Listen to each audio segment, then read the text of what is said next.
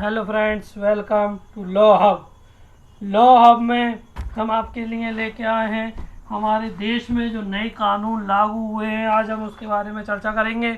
First हम देखते हैं भारतीय न्याय संहिता यानी कि BNS, जो नया कानून हमारे देश में बनाए गए हैं उसके बारे में आज हम अध्ययन करने वाले हैं।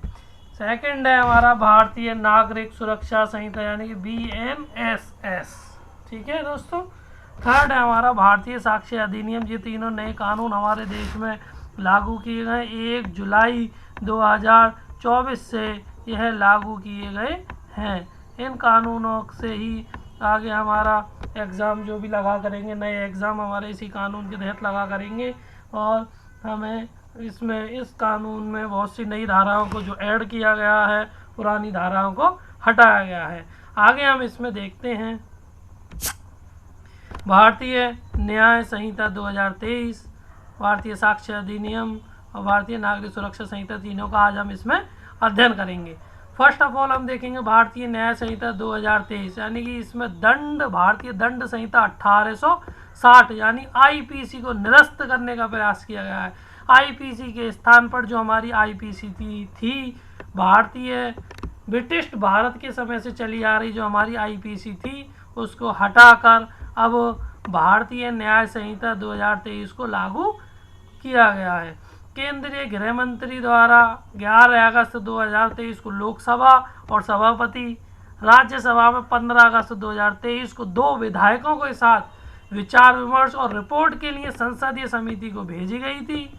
उसके बाद समिति ने 10 नवंबर 2023 को राज्यसभा को अपनी रिपोर्ट सौंपी और सरकार द्वारा इसे स्वीकार कर लिया गया और यह 1 जुलाई 2024 से भारतीय न्याय संहिता 2023, भारतीय साक्ष्य अधिनियम और भारतीय नागरिक सुरक्षा संहिता को हमारे देश में लागू कर दिया गया है।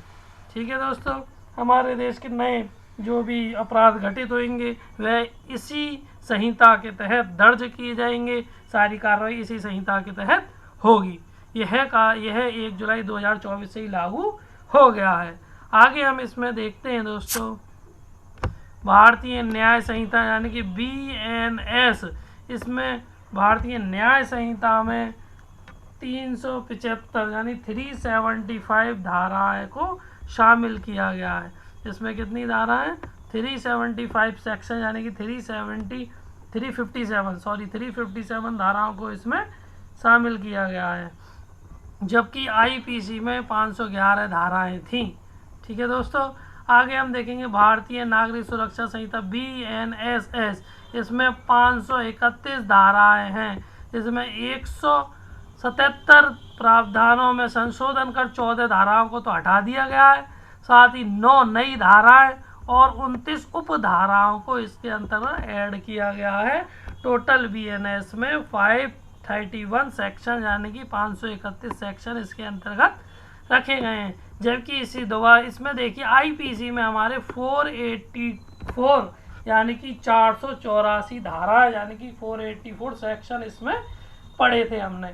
आगे हम पढ़ेंगे अपने भारतीय साक्ष्य अधिनियम यानी BSA, जो हमारा भारतीय इंडियन एविडेंस एक्ट था उसमें 167 सेक्शन थे।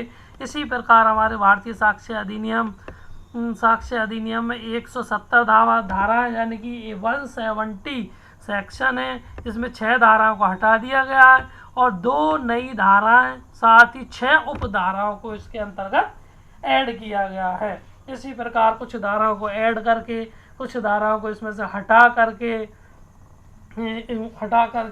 इस नए संविधान को, नए न्याय संहिता को बनाया गया है। आगे हम इसमें देखते हैं अपने कुछ मुख्य बिंदु हमारे इस प्रकार हैं, जैसे कि नए कानून में ऑडियो और इलेक्ट्रॉनिक साक्ष्य पर अधिक बल दिया गया है। यानी कि जो इलेक्ट्रॉनिक साक्ष्य हैं उन पर अधिक बल दिया गया है। साथ ही 7 साल से अधिक के मामलों में फॉरेंसिक जांच की जाएगी। 7 साल या इससे अधिक मामलों में फॉरेंसिक जांच का प्रावधान रखा गया है नए कानून के तहत। साथ ही 0 FIR पर जोर दिया गया है। यानी कि 0 FIR का मतलब है घटना किसी भी थाने की हो, किसी भी क्षेत्र की हो, कहीं भी घटी हो, आप पास के थाने में जाके अपनी 0 FIR दर्ज करा सकते हैं। और उस अधिकारी, जिस थाने में आपने 0 FIR दर्ज कराई है, उस अधिकारी का यह काम होगा कि उससे संबंधित थाने में आपकी 0 FIR को फॉरवर्ड कर दी जाएगी।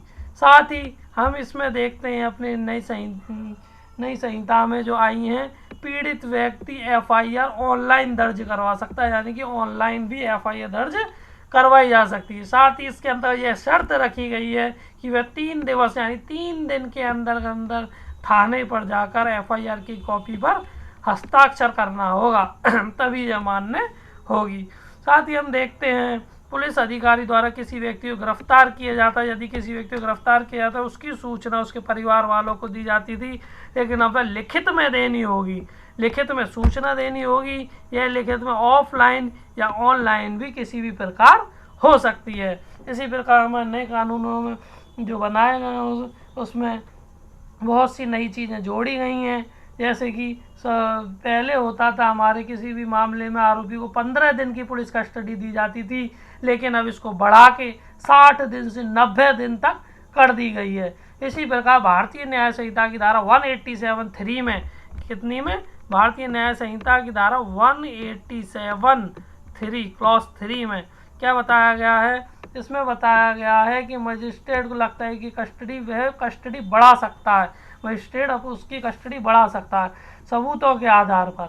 90 दिन की कस्टडी ऐसे मामले में दी जाएगी जिसमें 10 साल या इससे अधिक की सजा का प्रावधान रखा गया हो। ठीक है दोस्तों, आगे हम देखेंगे पुलिस अधिकारी FIR दर्ज कर 90 दिवस के अंदर चार्जशीट दाखिल करना अनिवार्य होगा। यानी पुलिस अधिकारी को FIR दर्ज होने के 90 दिन के अंदर चार्जशीट कोर्ट में फाइल करना अनिवार्य कर दिया गया है।